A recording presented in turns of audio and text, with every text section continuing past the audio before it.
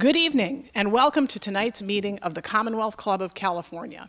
You can find us on the internet at commonwealthclub.org or download our iPhone and Android app for program and schedule information, as well as podcasts of past programs. I'm Lisa Aliferis, health editor for KQED News and your moderator for tonight's program. We also welcome our listeners on radio, television, and the internet. Tonight's program is part of the club's series in ethics and accountability underwritten by the Charles Travers family. This program is being held in association with the club's Health and Medicine Forum. Our focus tonight is improving the ethics and practice of medicine. As provisions of the Affordable Care Act, also known as Obamacare, come into play, how concerned should we be about patient-doctor relationships, hospital practices, confidentiality, fees, and humane treatment? Is healthcare about to get better than it has ever been, or is the sword of Damocles about to be lowered? Ultimately, what actions can both medical providers and patients take to ensure the best care going forward? Tonight, you'll hear from a high-level group of doctors about how medical professionals can better treat patients and increase the quality of healthcare. It is now my pleasure to introduce tonight's distinguished panelists. First, Dr. Robert Pearl is Executive Director and CEO of the Permanente Medical Group. As CEO of the largest medical group in the country, comprising more than 7,000 physicians and 25,000 staff members across 21 medical centers in Northern California, Dr. Pearl is responsible for the health care of over 3 million Kaiser Permanente members. In addition, he's the president and CEO of the Mid-Atlantic Permanente Medical Group, providing care to 500,000 Kaiser Permanente members in Maryland, Virginia, and the District of Columbia. Board certified in plastic and reconstructive surgery, Dr. Pearl currently serves on the faculty at Stanford University, both at the Medical Center and the Business School, where he teaches courses on strategy, leadership, and healthcare technology. Dr. Pearl, welcome. Thank you. Next to him is Dr. Victoria Sweet. She is professor of medicine at the University of California, San Francisco, and a prize-winning historian with a PhD in medical history. She practiced medicine for 20 years at Laguna Honda Hospital in San Francisco. In her recent book, God's Hotel, A Doctor, a Hospital, and a Pilgrimage to the Heart of Medicine, she lays out evidence and stories of her patients and her hospital for some new ideas about medicine and healthcare in this country. In trying to get control of healthcare costs by emphasizing efficiency, Sweet says we've headed down a wrong path. She says that medicine works best, that is, arrives at the right diagnosis and the right treatment for the least cost, when the doctor has enough time to do a good job and pays attention not only to the patient, but also what's around the patient. Dr. Sweet calls this approach slow medicine. The New York Times calls her ideas hardcore subversion. Vanity Fair judges the book to be a radical and compassionate alternative to modern healthcare. Dr. Sweet, welcome. Thank you very much. And Dr. Josh Adler. Dr. Adler is Chief Medical Officer of the University of California, San Francisco Medical Center and UCSF Benioff Children's Hospital. As Chief Medical Officer, he oversees the quality, safety, and effectiveness of medical care, as well as the integration of patient care, education, and research. Prior to taking his current position as Chief Medical Officer, Dr. Adler served for 7 years as the Medical Director of Ambulatory Care at UCSF. Dr. Adler also previously served as Assistant Chief of Medicine and Chief Medical Officer of the 6th Hospital Sierra Pacific Veterans Administration Network. Dr. Adler is a practicing internist and professor of clinical medicine at UCSF. Dr. Adler, welcome. Thank you very much. So please welcome our panelists, everyone. Thank you.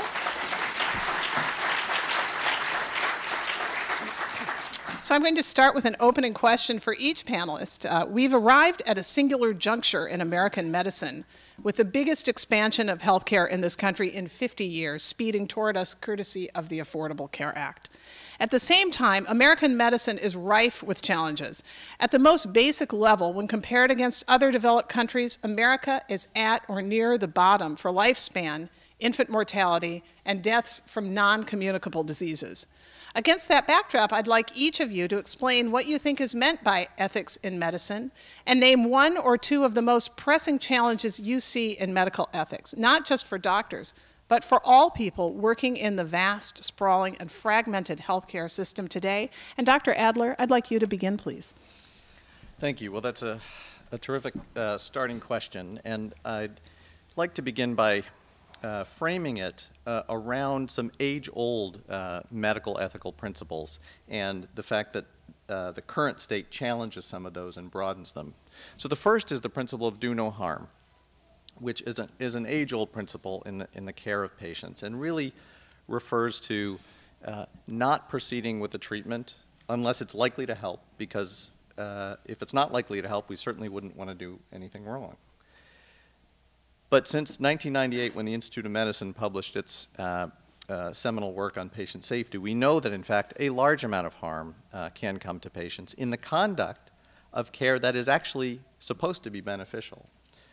So the challenge to us ethically is being able to, one, minimize harm, which I think American medicine is proceeding on. We have a very long way to go, but we've certainly made progress. But assuming that we can't minimize or eliminate all harm, we have to consider the potential harm and benefit that will accrue with any particular intervention that a patient may undergo. So that's really a new wrinkle to this age-old principle. The second is a principle of justice, which originally had its core at being fair, that all patients should be treated fairly. And in many ways, this had to do with equity, that people would be treated the same no matter where they come from, whether they could pay, or what their social makeup. But in the state we're in the United States and in the world around the cost of health care, there's a new wrinkle to justice, and it has to do with the appropriate stewardship of a limited resource to a population and how that intersects with the care of an individual patient.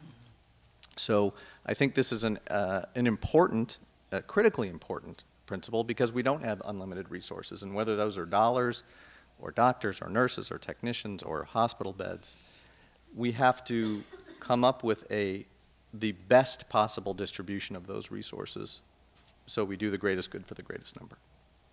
Okay, Josh Adler, thank you. Victoria Sweet.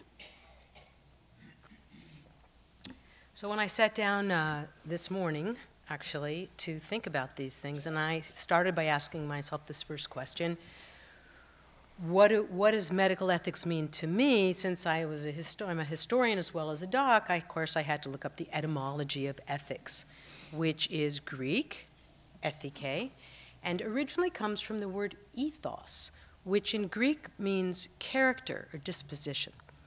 And I take that to mean that something interesting, and that is we get ethics from our innate character, what's easiest for us to do, what feels right. That's ethics comes out of what feels actually right to do. So it implies a natural human goodness, a kind of altruism, an innate inclination to be ethical, to do the right thing. So usually, not just for me, it means doing the ethics are the general principles by which I decide what to do and what not to do in any particular situation. And in medicine, a lot of work has gone into classifying ethical principles. For instance, there's the principle of beneficence, of providing benefit to the patient, doing good. And then there's the principle of autonomy. That is the patient's right to, it comes from the Greek autos, meaning self. It means the patient's right to decide. And one of the things for me that is so difficult about ethics in medicine is that in so many places, end-of-life care, confidentiality and privacy, even diagnosis and treatment, these ethical principles are in conflict. So it's not a clear situation of evil versus good usually, but of good versus good. So for instance, let me give you for instance, the principle of beneficence, doing good to a patient, clashing with the principle of autonomy. Somebody doesn't want to do what does them good. All right? Happens all the time. And then whose good shall prevail? The patients, the societies, the hospitals. And this leads me to the second part of this question, which is what I think is the most pressing challenge today, not only for me as a doctor, but for everyone involved in the healthcare system, although I can only talk here as a doctor. And that is the conflict implicit in these suddenly new roles that I as a doctor have, which is to not only be a doctor to my patient, but to be this thing called a steward of the nation's healthcare resources, as one recent economist put it in a New England Journal article, and in addition, to be a loyal healthcare employee to my healthcare employer. I can't begin to tell you how stressful these three often opposing ethical imperatives are for a doctor. My fundamental Hippocratic duty, which I swore to when I graduated medical school and which I believe in, is to enter the house of the sick only for the benefit of the sick. It's a person-to-person contract. So for instance, if I determine that my patient is best served by having an expensive test or medication, that is what I'm ethically supposed to provide. But these days, I'm also expected to be a careful steward of society's healthcare resources, which should mean that before I order that expensive test, I take into account not just what is best for my patient, but what is best for the healthcare system as a whole, the nation's budget, our public health. So what do I do if my patient is old or disabled, or one of the bad boys or bad girls I had so many of at Laguna Honda and the county? Not a gainfully employed, contributing member of society, and not ever likely to be one. Should I order that expensive test? Wouldn't that money be better spent on public health measures to raise America's standing against the measures of lifespan, infant mortality, and deaths from non-communicable diseases? But in addition, there's my new ethical duty towards my employer, a hospital or a healthcare company these days, who, if it's created one of the new accountable care organizations in the Obamacare Act, let's call it, stands to lose quite a bit of money if I order that expensive test. And I have the obligation, and it has to some extent the right, I have the obligation of helping it continue as a going concern. So what do I as an ethical doctor do? That's the challenge that I see from this seat. Victoria Sweet, thank you. Robert Pearl. Thank you, Lisa.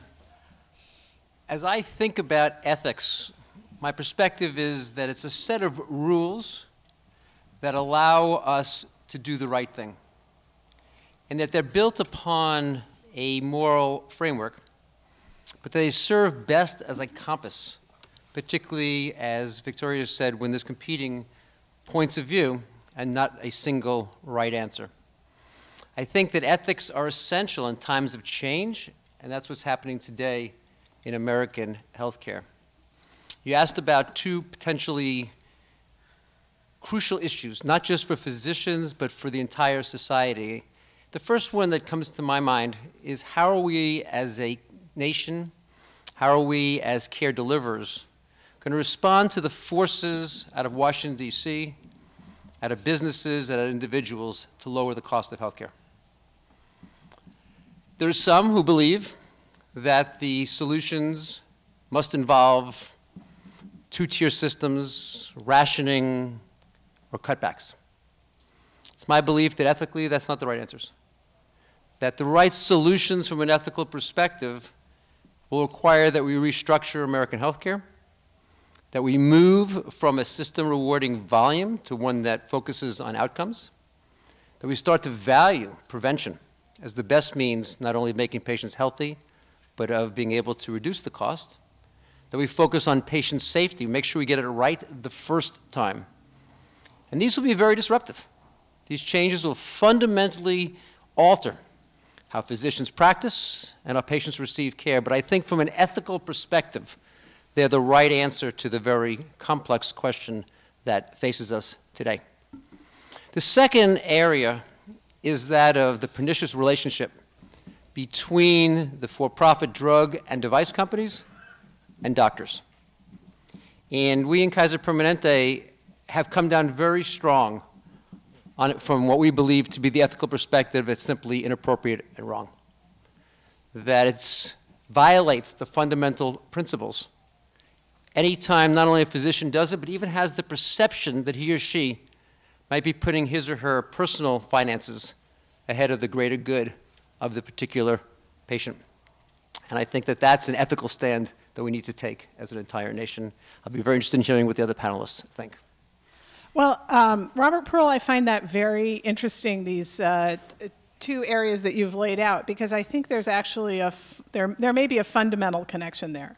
So you stated your concerns around the pernicious relationship between doctors and device companies and pharmaceutical companies as well.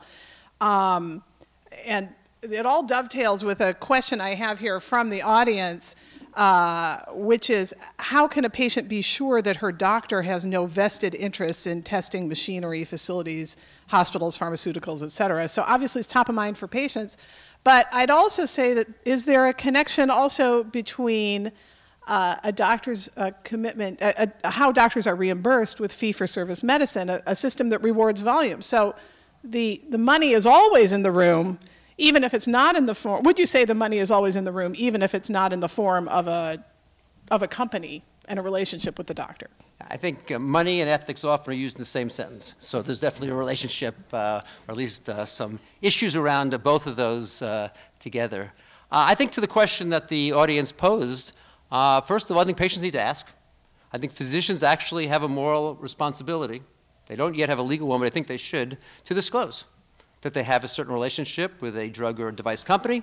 And what we know as an example is that those physicians who are being paid by companies that produce spinal fusion devices use a lot more of them. Is that coincidence? Is that not? Each patient will need to decide, but that's the facts that sit in place. At the federal level, they actually will be publishing the names of physicians in the future, and I think that's information that patients absolutely need to have. And you're also right that the financials, I teach at the business school, so the financial systems change behavior. That's the fundamental belief that they teach at Stanford Business School. And so within all of that, the question becomes, if you have a fee-for-service system, what are people likely to do? And how do we make sure that underlying that ethically, to the point that Dr. Sweet made, that the right thing is done for the patient, both from the standpoint of providing the right care and making sure that it's being done for the best interest of the patient. I'll just throw out a little plug here for some of my colleagues at ProPublica, that's a foundation-funded journalism, and they have put together Dollars for Doctors. They have a database where you can look up an individual doctor and see if that doctor has a relationship with is receiving money from any company. So I don't know who posed that question, but if you want to check that out, you can. Victoria Sweet, you're the doctor who's practicing the most frequently on this panel, and I'm wondering if I would guess that you don't think that there are forces in the room compelling you to do certain things, but I'm wondering how you respond as a practicing physician. Well, I have to confess that since this book came out, I have not been practicing for about the last 2 years. It's been an amazing experience, but so I'm coming from a little bit before that. There are pressures on doctors, but both ways. Fee-for-service has obvious pressures, and I have to say I've never known a doctor that I've worked with who particularly had that as a compelling decision. But I think that it works both ways, because you can also be paid not to order a test. And that's the opposite part of this scale. If you're in an affordable care organization, the HMOs, you're looked at very carefully. You're pressured not to necessarily order a more expensive medication that perhaps you use once a day because it's more expensive. So I think that the ethical issues of payment go both ways. I don't know the answer, though, to the question that's often on my mind, which is, I mean, as a doc, I look at who's getting pressure, and it looks to me like it's the politicians. I mean, honestly, why aren't the pharmas being controlled? I mean, is it really that some little doc someplace gets a pen and orders a medicine rather than a different medicine, or is it the millions of dollars in lobbying money? Because if you look at our country versus most other countries, that is one of the fundamental differences, is the cost of individual drugs. And I'll just give one example that really stuck in my mind. I think it was today or yesterday's New York Times talked about they've discovered a wonderful new drug for multiple sclerosis. It's dimethylfumarate, which apparently has been used on sofas for decades. Now, you would think that a medicine that's been used on sofas for decades would be inexpensive, but now that they've found out it's good for multiple sclerosis, they're going to be charging $50,000 a year for the sofa, the sofa medicine. So if we really want to get the culprit, I think that is a more generalized culprit, if you will, that I would like to see looked at least as much as the fee-for-service. And that's not, I've never had to work in a fee-for-service. I've had the luxury of getting paid a salary. And that has been a wonderful thing. I don't have to deal with it. I worked at Laguna Honda, I worked for the county. I just had to fight to get the patient, my patient what they needed, and I didn't have to worry about getting more or less paid. And that was one of the reasons I did that kind of work. So Josh Adler, you're, so Robert Pearl is with Kaiser Permanente, which has already dealt with the issue of moving beyond fee-for-service medicine. But you're at one of the premier medical institutions in this country. And how disruptive has the change been so far, just since the first wave of managed care in the 90s, and now today with the Affordable Care Act? Before I answer that, let me just address the general notion of is fee-for-service different than prepayment? And since I've worked both in the VA system, which was really a prepayment endeavor, and in a fee-for-service system in the last 15 years, I can say they are different. That despite the fact that, in fact, in my case, we're all the same physicians. They're all UCSF faculty at the San Francisco VA and at the main medical center. Although I believe we all try to practice the same, because the forces are slightly different, I do believe care is slightly different. I don't know which is better, but I do believe that fee-for-service does, versus prepayment, does change the equation a little bit, and probably in some cases Can you enough. give us some examples? Here's an example. So if you were to, perhaps you would sit at a place like the VA, and you may have the endocrinologist, the diabetes doctor, sitting around thinking about how best to manage the couple hundred patients who have diabetes. Which tests should we order? How often? Which medications should we use? In those discussions, considerations of what are our total resources? What makes the most sense? Do we need to order a test every 3 months, or should we do it every 6 months? How often should the patient come back in? And in that conversation is the notion of what is our total resource investment into that care. If you have that same conversation at a place that practices in fee-for-service, where in fact with each test, for example, there might be income, and with each medication, at least there's no direct expense accrued to that institution, you may get a different answer. You may say, well, I think maybe testing a little more frequently is better care. I think maybe using this particular drug is slightly better. Even though it's quite a bit more expensive, it's not my expense. So the point being, I actually don't know whether each one or the other delivered better quality. I think in many cases you could say that the less expensive approach is better quality. But the point I was trying to make is that the incentives are different enough that you may end up with different results. To your point about how disruptive, well, certainly managed care in the 1990s was very disruptive because it was applied in a fairly black and white mechanic, and to be honest, the delivery system, we were not ready for it. We were not prepared, other than perhaps Kaiser Permanente, which I think was. The rest of us weren't prepared to appropriately shepherd resources. And I think that created a lot of the backlash. Plus, there was a lot more direct involvement of insurance companies. I think in the current version, which is very similar to the prior, the delivery system is better prepared to do this.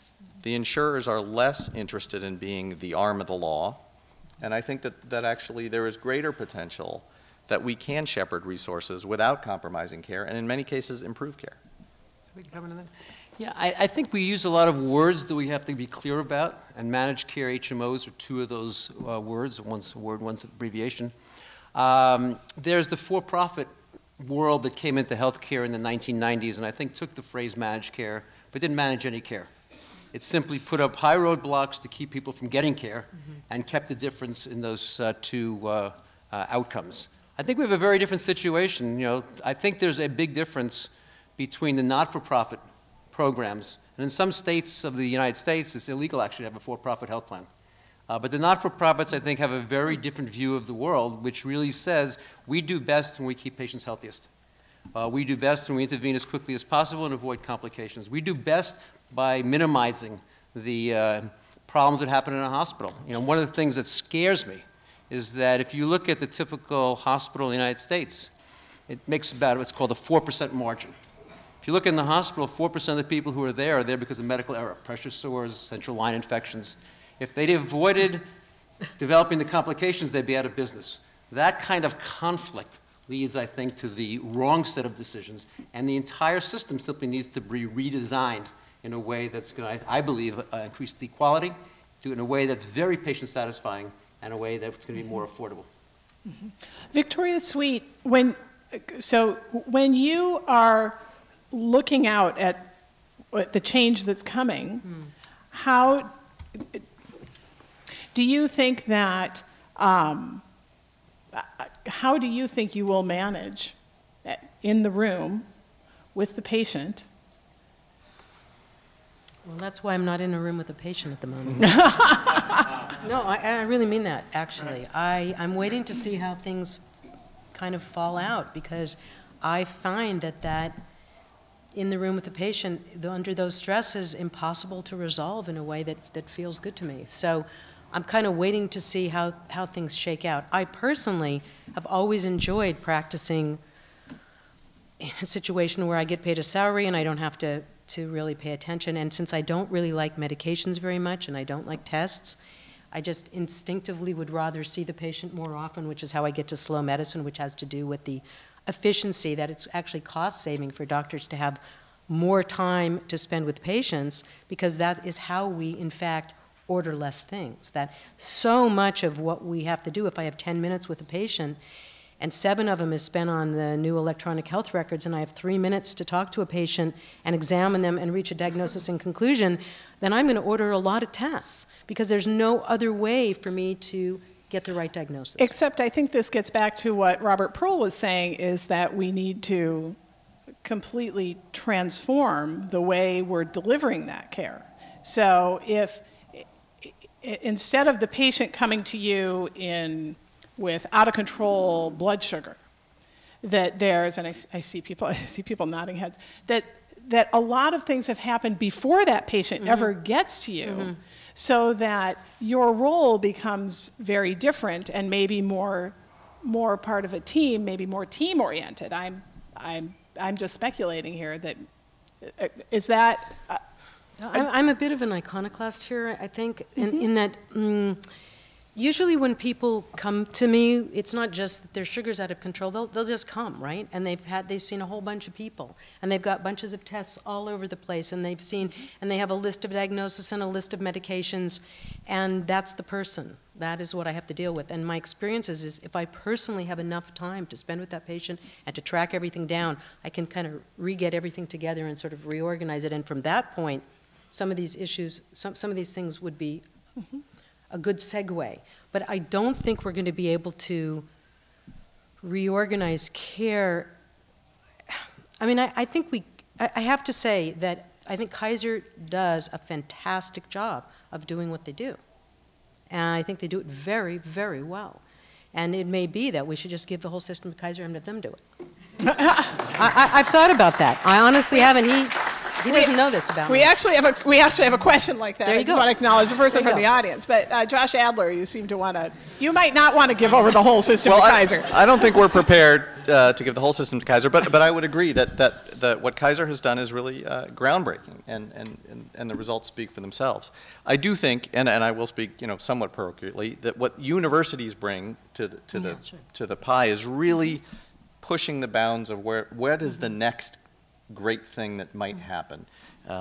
Whether it's transplanting organs, whether it's genomic medicine, whether it's an innovative way to do nothing with better outcomes. The universities, do have a role to create that innovation and that exploration. And so I think, At least my job, I think, is safe for a little while longer, although it may not be.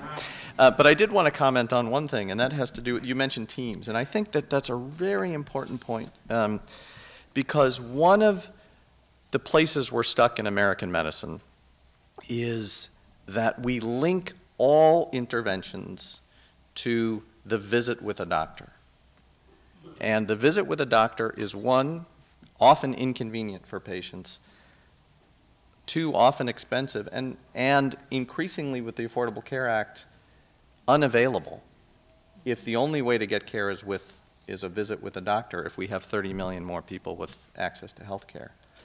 So one of the things around teams has to do with bringing other people into the tent who are highly capable to provide care. And whether this is nurse practitioners or pharmacists or medical assistants or RNs, what have you, all of those professionals are highly trained.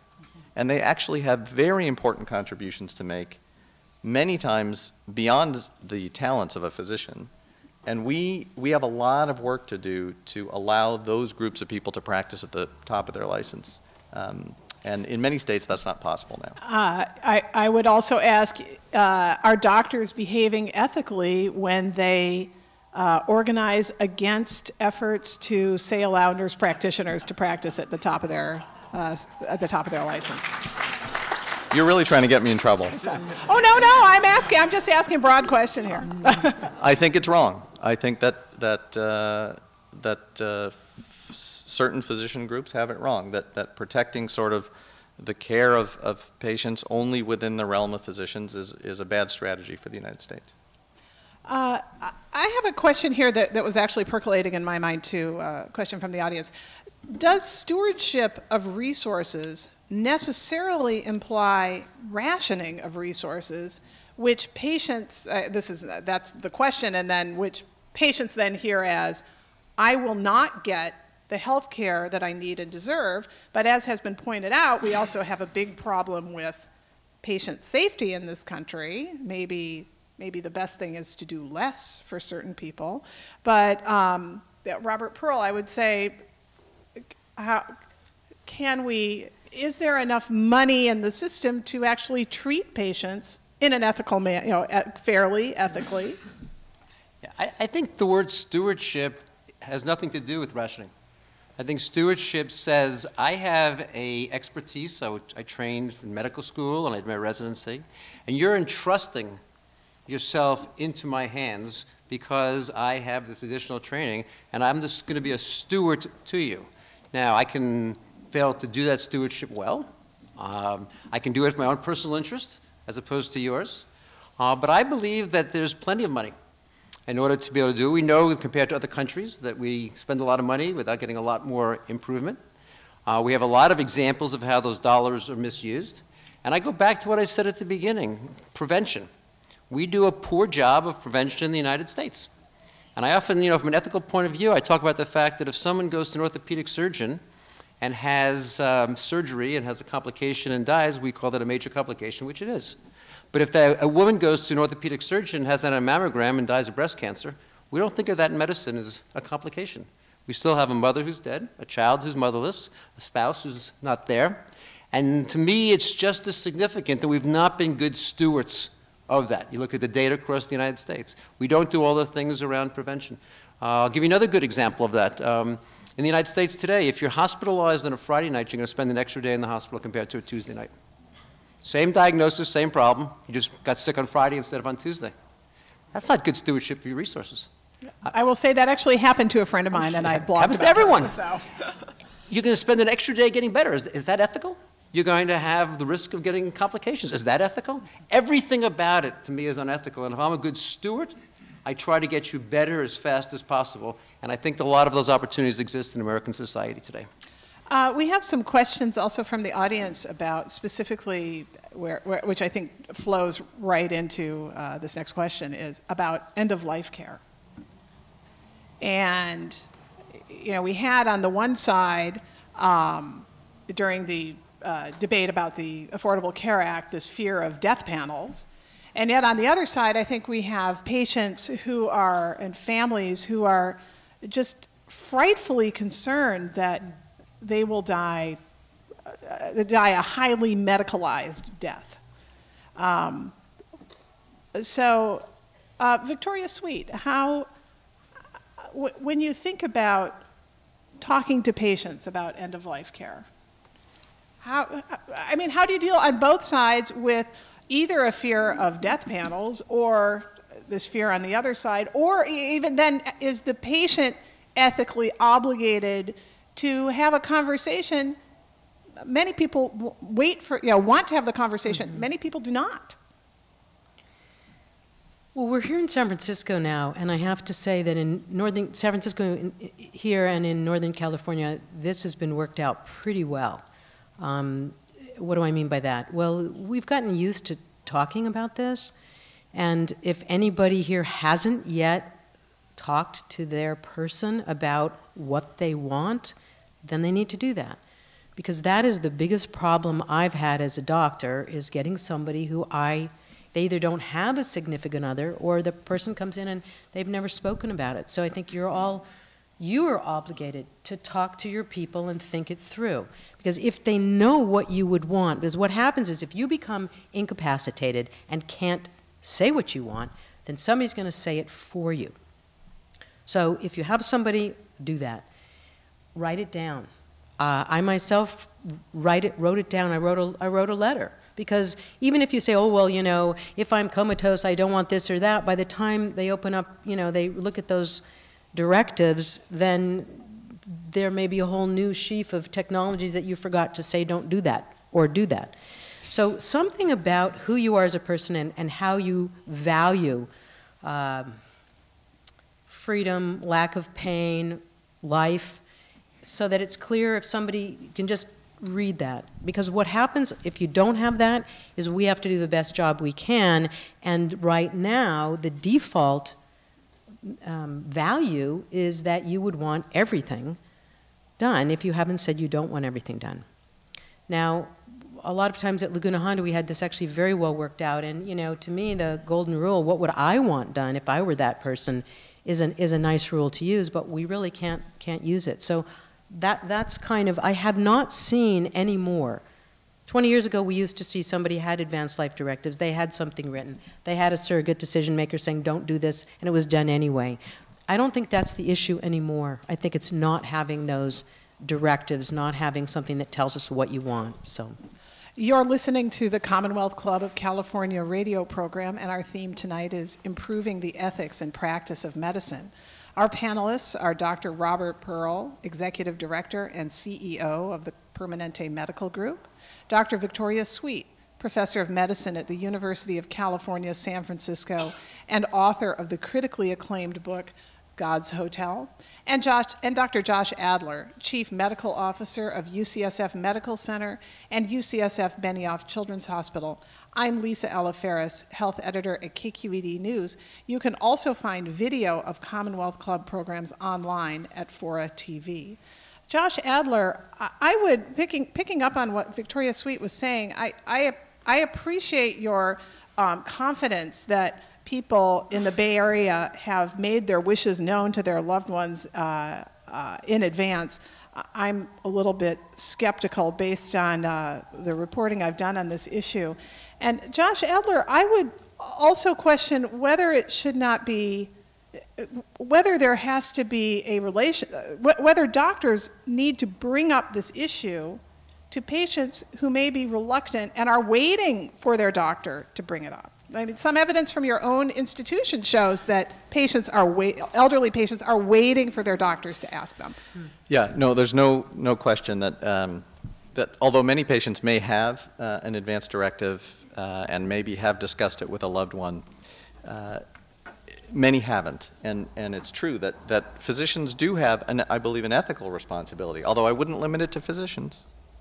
I think this is any healthcare professional has an ethical responsibility to understand the desires of the patient they're taking care of. So to go a little bit further, it isn't just what happens at the very, very end of life, once someone is perhaps incapacitated or so sick that we're considering an aggressive stay in the intensive care unit or what have you. Where we have much to do in this country has to do with what about the care of someone who's just very, very sick and their quality of life has deteriorated to a great degree, but they're completely able to speak for themselves? Physicians, other healthcare providers, we haven't provided any options. You know, we've done a couple of experiments at UCSF, but maybe I can describe it, that seems like it is shedding some light on where we need to go. We have a program for patients with heart failure, very severe heart disease, and that's a common condition of older individuals, and they're oftentimes hospitalized for heart failure, and in fact, re-hospitalized and re-hospitalized. And what we found was that if we spent the time really trying to understand what they value in their life, many of them, not all, but many of them simply don't want to come in the hospital anymore. They just don't want to be there. And understand the consequences. And what that does is it allows the healthcare team to just provide comfort. Medications that reduce the sense of air hunger or breathlessness or make it easier to sleep, which might not have been used previously. But the amazing thing is that those patients lived longer than the people who kept coming back to the hospital to get the aggressive care. So there is a really important lesson there that I think goes beyond even this notion of, you know, what happens at the very, very end of life. I'm sorry, I'm just... Well, while you're looking at that, let me comment on that, because I want to go a step behind that. I think what you're saying, Josh, is very relevant. Doctors don't tell patients the truth. And what you're describing is telling the patient the truth. Here's what's happening in your life. And here, I can't predict the future. I'm not a seer, but I can give you a good sense because I've taken care of hundreds of patients with heart failure. And here's what it's likely to mean. And here are some options. And what would you like? Here's the cancer that you have. Here's the consequence of that. You've been hospitalized 5 times with a particular problem. You're going to be rehospitalized twice next year, probably. This is the truth, to the best of my medical knowledge. Now I want to give you true informed consent. And I think that particularly physicians, actually other healthcare providers are better at it than physicians. Physicians are very poor at telling patients bad news and telling them the truth and then trusting the patient. Patients are much stronger than we as doctors believe, and they actually handle the truth well. And once we provide support to them, I think they'll make the right decisions for them. And again, your study was very, very encouraging because you're absolutely right. Once people feel that they have control, they're not victims, they have control, they live longer and live better. It's interesting you say the right decision, because I actually would challenge that a little bit, because we're seeing a big movement in shared decision making. And it could be that a patient and a doctor may not know, I mean, maybe there is no right decision. There's what the patient wants, which may be in conflict with what the doctor thinks is the right decision. Oh, by right decision, I meant what the patient wants. That's okay. the person who it is. As a doctor, don't know what you want until I ask you. And I've got to educate you first. And once I explain what you have and explain the options to you in the most honest way I can, you'll make the right choice for yourself, or the best choice for yourself. So along those lines, we have a question here, Victoria Sweet, for you from the audience. You spoke of your responsibility to work to heal a patient's illness. But as we've been talking about, sometimes people can't be healed. So how has this new emphasis on simply keeping a patient well changed your ethical responsibilities and your own ethical decisions? Could you read that again? So, Not really. I think it's, so you talked about healing patients. I don't think I did, but we have this. I don't Okay. usually. The only reason I just say that is I don't usually think about healing a patient. No, interesting. Okay. I just don't. It's not a concept I would normally use. Maybe I did say that. I'm not saying I didn't, but Okay. taking care of a patient, yes. Okay. But anyway, I'm just a little puzzled. Go ahead. Okay. So maybe the audience question simply means the new emphasis on keeping patients well. Yeah. I think that's a great. Has that changed your ethical responsibilities? Well, it's brought up something that we don't talk about very much, which I think is the ethical responsibility of patients. I can't do anything to make you well. And there's this whole very interesting thing that's happened with this confusion, I think, part of this whole thing with stewardship, the confusion between public health and private health and wellness and illness. I'm educated to take care of you when you get sick, and I'm pretty good at it. not getting sick or doing the things that it takes to keep well, I wish I could do something about it. But really, there's a few things that we know. They're just relentless. We know what it takes. We know the contribution we can make. The way I look at it is there's three things. There's your genetics, your environment, and your luck. There's not a whole lot you can do about genetics, and there's not a whole lot you can do about luck. So that leaves your personal environment. And within that, I happen to think the most important things are your temperament, really, and basically people that are happy, people that enjoy life. Well, in a way, what difference does it make then? If you're enjoying your day, you're enjoying right now, that's kind of number one. And then we know, I'll tell a little story about, I was down visiting my folks, my 90-and-a-half-year-old father, who's planning a trip to the Galapagos in a few years by himself. And speaking of genes, and my 85-and-a-half-year-old mother who said to me, she said, have you looked at what's on the bestseller list? She said, there are 4 books on dieting on the bestseller list. She said, what's wrong with these people? It's easy. She said, you have enough money. You have enough money to buy pot roast, potatoes, and peas. Don't eat too much. Drink a little bit. Get enough sleep. That's it. So that's all I have to say about staying well. So we have another question here from the audience about the growing e-patient and peer-to-peer healthcare movements, and how can they be more effective? I don't know, Josh Adler, is the truly engaged patient a wonderful thing, a big challenge? Mostly a wonderful thing. The challenge is that some of the information available to the engaged patient is bogus. And so one of our roles as healthcare providers is to try to sort through the bogus information to try to get to the truth. But I think, to Victoria's point, the engaged patient is the one that actually will be successful trying to stay well. And we as healthcare providers need to provide some guidance on what that takes. We also have to have humility, because we individually don't know everything. We hardly know anything. But even the entirety of medical science doesn't know everything. So we as providers have to be far more open when a patient says, I eat this green leaf, and I feel fantastic. And I think 15 years ago, I might have said, I don't know what's in that green leaf. There's no data for that. I don't know what you mean by fantastic. I would recommend against it.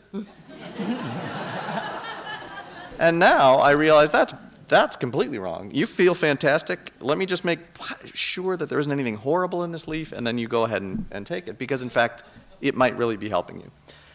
So the engaged patient is clearly superior. The healthcare industry in general, we have failed, I think, at our opportunity to provide accurate information on the internet, in books, et cetera. And so we are doing a lot of repair work. Mm-hmm. Mm-hmm.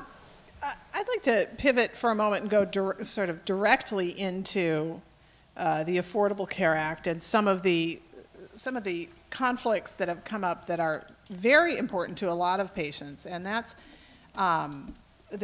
the national debate we've seen around requirements that contraceptives be covered, or that we've seen about the so-called morning after pill, and especially about abortion, and the ethics around doctors and healthcare providers of all kinds bumping into a patient request that is outside of their own personal ethics, and what are doctors and nurses and other healthcare workers' rights to their own moral compass and to their patient. Victoria Sweet, I'd be curious to hear if have you had patients tell you something that you think to yourself, I just cannot do that. How do you handle that? Sure, I don't do it.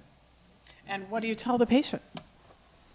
I don't think it's ethical for me to do that. I don't believe in it. It depends, would have to be, I can give you an example. Mm-hmm. The example I would give would be a patient who asks me to give them something that they can kill themselves with. Now, I'm not particularly against euthanasia as long as somebody else does it. Truly. I mean, I'm not against passing a law about it, but I wouldn't do it. And so I would just say no. Now, in that case, it's illegal, but even if it were legal, I would still say no, because it doesn't, I mean, I believe that my patients need to know that I'm an ethical person from the inside out, and that I start with myself and doing what's ethical for me and mine, and you're part of me, and therefore I wouldn't do something I consider not ethical. So even though I'm personally in favor of a woman's right to abortion, I have no problem with that. If somebody else feels as strongly as I do about other things and feels it's not ethical, then I think they have to, I mean, what's the opposite? The opposite of saying you have to provide something that you think is unethical? How could we do that? Well, then we could, carrying this to its conclusion, Sure. we could have, people practicing medicine and providing health care any way they want, according to their own moral compass. And then what does the desperate patient do who needs an abortion and has just hit a wall with their doctor? Mm-hmm. Does the doctor have a right to refer? Is that referral against the doctor's ethics? I can't comment, I think that would be I don't know. I mean, I don't have an answer to that. I think there's very different with doing something you think is wrong and not doing something you think is right. I guess that wouldn't really pertain Because here. I'm just looking, I'm going to go out on a limb here and think that a Bay Area audience is probably largely supportive of contraceptives being covered for free by health insurance. Probably not everybody who's listening, but probably the overwhelming majority of people here think that. But there are people in this country who think that insurers should not, that certain people should not be required to pay for that's, Josh Adler, you're nodding. So how do we resolve, that is, I think, a very easy conflict for people to grab a hold of. It's happening right now. Right. So I would sort of separate the coverage decision notion, because my view is that coverage decisions should be based on science, and that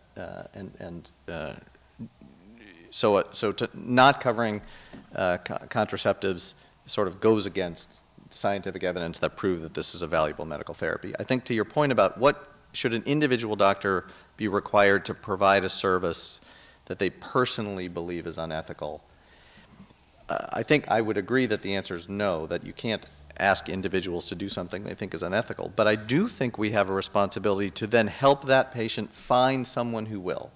And in fact, that is our own internal policy, that if you don't personally feel comfortable with a particular request, that is okay, but you then have the duty to help that patient find out how they can get that service. Robert Pearl, this must be something you have systems for at Kaiser. So I'd go back to where you started the first question. I think it's an important point not to miss, which is that 30 million, 34 million uninsured is unethical. And we have to start with that. From my belief, it's a basic right. We know it defines not only health, but happiness, life, a lot of other positive aspects that I think are just fundamental to who we are, both as people and as American citizens. And so I want to start with the fact that the bill, I think, solved an ethical problem, which was providing coverage to 34 million more people. I think the second thing I'd say about it, though, is that there's still a second ethical issue, which is that it didn't address the issue of affordability, which is going to become the next problem that we're going to have to take on, as I said, on an ethical standpoint. And no, I think we often in the bill get lost in a lot of the details around the edges that sit in place. But I would say, I agree with Josh that as individual physicians, we shouldn't be violating our ethics. And yet at the same time, we have to make sure that we don't abandon our patients. And so to that extent, part of our job is to make sure we're able to provide for them those things that may go against our individual. I think you have to separate, though, ethics and legal. And that's where the challenge often is. Some things that are illegal is very different than some things that are unethical. So it's complex and I think very specific to the individual matter. But overall, my belief is I'm a big believer that patients deserve to be able to get those things that they want, that they believe will increase their health. And we as a society, we as physicians, we as individual physicians, have a moral and ethical obligation to do the best we can, whether it's from the economic perspective, the quality perspective, the prevention perspective, or the coverage perspective. We have an interesting question from the audience. What are the ethics of weighing the short term, which in the medical context may be urgent, versus the long term? are there any heuristics for integrating these, as well as complex interacting concerns in general? So weighing short-term urgent outcomes versus the long-term. Josh Adler? I have to look up the word heuristic for just a second. I had to think about that too. But I can, let me give that a try. The whole notion of the short term, the urgent, the emergent, sort of the emergency department being sort of a symbol of the short term, and how is that weighed against, for example, the long-term wellness of a population. And I'd say I think we struggle with this as a society. We grew up as a healthcare delivery system really as an injury and illness treatment system, which was very much all about the short term. Because there was no even concept of long term. There wasn't chronic illness or chronic disability, at least it wasn't recognized. And as we have built the system to deal with the chronic, we have in some cases overwhelmed the short-term resources. So if you look at emergency departments in California, what you see is massive overcrowding, much of it with chronic long-term illness issues, in many ways crowding out the smaller number of truly emergent issues. And I think it's a very good question, and I'm not giving much of an answer other than to describe it a little bit more. But I think we have not solved this. And in fact, we've essentially forced our interest in improving the long-term view of health into a system that was designed physically to deliver short-term. And that's part of the redesign, I think, that Dr. Pearl has mentioned several times. We actually need a really good short-term emergency system to deal with just emergencies, and we need to move everything that doesn't belong there out. And we haven't done that yet. Victoria Sweet, you're nodding in agreement here. Yeah, this is great. I think it was a very hard question, and I think it was a great and really clear answer. And I would actually toss it now to Dr. Pearl because Kaiser has, the way I understand Kaiser is it's got an advantage in that many of its patients are working individuals, so they tend to be more in a well than a chronically ill category. But there's this whole, you've had a whole thing around how you're going to make people well-er and less ill, yes? Yeah. So going back 60 years, the founder of the medical group, Dr. Garfield, talked about we need a health plan, not a sick plan. And I think that that's been a fundamental belief that sits underlying it all. Obviously, in an emergency, you're going to take care of the sickest people first. I mean, that's built into our obligation as physicians to save lives. But I think that that's an emergency, and emergencies shouldn't happen very often. And I'll give one example. You know, we have a lot of focus on hypertension control. And we have the ability to have 87% of our patients with hypertension well controlled as opposed to a national average of 55. The difference between those two numbers is a 40% lower chance of a patient developing a stroke. I think having patients develop strokes where they didn't have to is a ethically problematic area. We failed as doctors, but American medicine doesn't see it that way. We think of stroke as this thing that sort of happens and we couldn't do anything about it and it was really no one's fault. And so to the extent of first do no harm, we might have done harm when we didn't intervene. And I think changing that whole ethical view, the idea of stewardship, the ability to prevent the disease in the first place, rather than waiting for it to come in to treat it, that's part of the answer to the emergency problem. A lot of people in the emergency department have heart attacks and strokes they didn't have to have. But we failed as a society, we failed as a medical profession, and I think ethics should be the driving force underlying it. And then along those lines, people are starting to talk a lot now, especially with the Affordable Care Act, having a provision that smokers can be charged more for their health insurance. Do patients have and there will be carrots within the, and maybe sticks within, wellness programs that are run by employers. Do patients have an ethical responsibility to try and live more healthy lives? Victoria Sweet, what do you think? What do you think of that? You have dealt in your career with some very Yeah. So people who have real challenges maybe to trying to live a healthy life. Yeah, but they're not going to respond to carrots or sticks. Part of it, we have these different populations, and I think we just have to accept that there's a certain percentage of people, the 3% I would deal with at Laguna Honda, that are just pretty much, they don't respond to carrot and sticks. So I can't imagine a world in which we didn't have a small percentage of people that just lived their lives without looking into the future. I don't think we can really change that too much, maybe 3% to 2.9%. But there's no question that, prevention is the best cure. So I don't think anybody would disagree with that. I guess the only caveat I would say, and that, again, I always kind of think on the wrong side of a situation, and that is that when we've looked at people who do take all their medications, we don't find they do all that much better. And in a way, that goes back to what you were alluding to, Josh, that when you follow this protocol of admitting people over and over again for their CHF, which is what you were supposed to do, and then didn't admit them, and that wasn't what you were supposed to do, they actually did better.